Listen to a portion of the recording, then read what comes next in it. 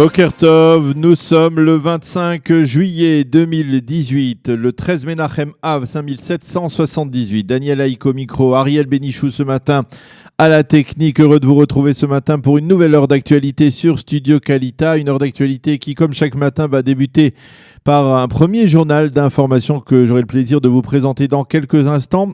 Vers 8h10, 8h15, nous serons en ligne avec Maxime Pérez. Maxime Pérez qui est journaliste et spécialiste en matière de sécurité en Israël. Nous parlerons avec lui essentiellement de la situation dans le nord du pays après l'interception rarissime, il faut le souligner, par Israël d'un appareil de l'armée de l'air syrienne qui était entré dans l'espace aérien israélien. Nous parlerons également avec lui aussi de la situation dans le sud du pays où la tension semble avoir baissé quelque peu, même si il faut rester prudent en la matière. Vers 8h30, j'aurai le plaisir de vous présenter la revue de la presse et des médias israéliens. Et vers 8h40, nous retrouverons, comme chaque mercredi, le docteur Daniel Guggenheim, économiste, avec lequel nous parlerons de l'actualité économique et financière en Israël pour cette semaine. Et il nous fournira, comme il le fait chaque semaine, ses conseils judicieux dans différents domaines. Le premier journal d'actualité de ce matin est bien entendu au sein de Tsahal. On estime après enquête que le Sukhoi 22 syrien qui a pénétré hier dans l'espace aérien israélien a en fait effectué une mauvaise manœuvre et il est entré donc en Israël par inadvertance. Cette erreur d'attention a coûté la vie à son pilote, un lieutenant-colonel de l'armée de l'air syrienne.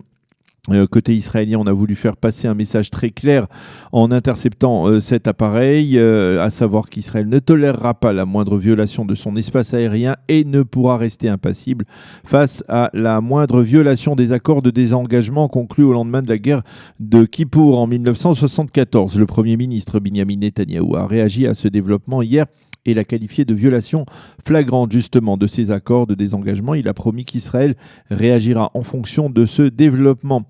La dernière interception d'un avion de chasse syrien remonte au 23 septembre 2014. C'était à l'époque un Sukhoi 24 et non 22 qui avait été détruit par les forces israéliennes. On passe du nord au sud avec l'armée de l'air israélienne qui a attaqué hier un commando de lanceurs de cerfs-volants et de ballons incendiaires qui tentaient d'en envoyer vers le territoire israélien. 3 Palestiniens ont été plus ou moins sérieusement blessés par cette attaque. Il faut noter qu'il s'agissait là d'une riposte à l'envoi d'un ballon qui avait incendié un champ dans le kibbutz de Nahal Oz, ce qui prouve là aussi que l'armée israélienne fait état d'une tolérance zéro concernant les tirs en direction du territoire israélien, l'envoi de cerfs-volants en direction du territoire israélien. Cependant, on constate, il faut bien l'avouer, depuis le début de la semaine, une baisse sensible du nombre de départs de feux, et ce en dehors des feux qui sont provoqués accidentellement à cause de la canicule qui règne actuellement sur l'ensemble du pays. Nous allons le voir dans quelques instants. Hier, le ministre de la Sécurité intérieure, Gilad Ardan, a révélé qu'en 120 jours, on avait recensé en Israël plus de 1100 incendies dus au terrorisme palestinien du Hamas. Binyamin Netanyahou a réagi très fermement hier aux accusations stupéfiantes de Tayyip Erdogan voulant réagir aux ventes en Israël de la loi sur l'État-nation. Le leader turc avait déclaré qu'Hitler, je le cite, s'était réincarné dans l'État d'Israël. Ce à quoi Binyamin Netanyahou lui a rétorqué que celui qui massacre les Kurdes, emprisonne des centaines de milliers d'opposants, ne nous donne pas de leçons en matière de respect des droits de l'homme. Côté israélien, on estime que ces accusations portées par Erdogan ne sont pas anodines. En effet, elles interviennent alors que la crise économique est particulièrement aiguë, que la lire turque est à son taux le plus bas. Erdogan voudrait donc ainsi masquer cette grave crise économique en faisant de telles déclarations et en rassemblant son pays derrière des déclarations à caractère, il faut bien l'avouer, antisémite. C'est officiel, après avoir laissé planer une lourde incertitude à ce propos, Binyamin Netanyahou a décidé de soutenir la candidature de Zeev Elkin à la mairie de Jérusalem. Elkin est l'actuel ministre de l'Environnement et de Jérusalem et il a annoncé il y a un mois sa décision de se présenter dans une liste indépendante à ce poste prestigieux lors des élections municipales qui se tiendront le 30 octobre prochain. Monsieur Netanyahou a annoncé sa décision hier. Il est certain que ce ralliement donc du Premier ministre à la candidature de Zeev Elkin aura un poids considérable sur le vote des habitants de Jérusalem. De facto, Zeev Elkin devient le favori de cette confrontation. Dans un message Twitter, le Premier ministre a vanté l'action de Zeev Elkin à ses côtés pour Jérusalem dans l'actuel gouvernement. Je lui souhaite bonne chance, a dit M. Netanyahou. Il faut rappeler que le maire sortant, Nir Barkat, qui ne se représente pas après avoir dirigé la mairie de Jérusalem pendant 10 ans, a lui-même annoncé son soutien à Zeev Elkin il y a plusieurs semaines. Désormais, la grande question sera de savoir si l'importante communauté orthodoxe présentera elle aussi un candidat officiel, on va dire d'un calibre important, qui pourrait avoir une chance de l'emporter, ou bien si elle se ralliera à Zeev Elkin ou éventuellement à son rival qui est aujourd'hui le plus sérieux, Moshe Leon, soutenu par Avigdor Lieberman et Aryeh Deri. Pour l'instant, les orthodoxes ont un candidat, Yossi Deutsch, mais il n'est pas certain qu'il aille jusqu'au bout de sa candidature.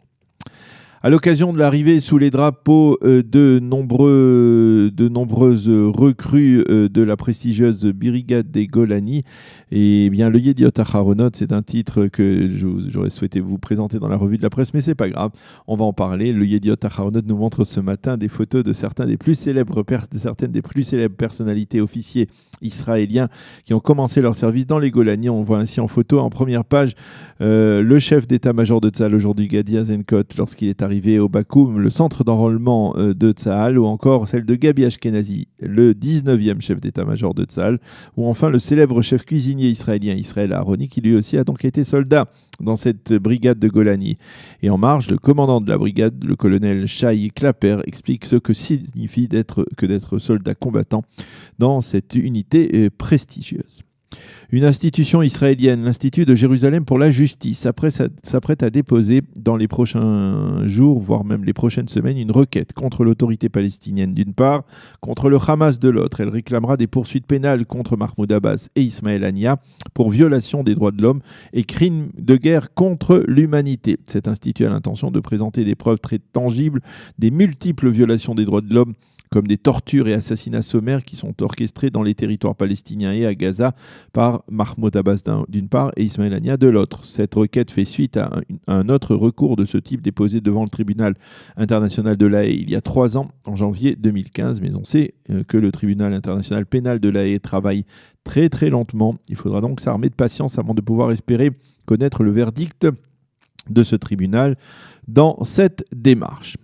La météo pour terminer, attention, canicule. Il fera aujourd'hui très chaud et sec sur l'ensemble du territoire israélien. La météo invite la population israélienne à boire beaucoup, à s'abriter du soleil qui va frapper très fort dans l'après-midi.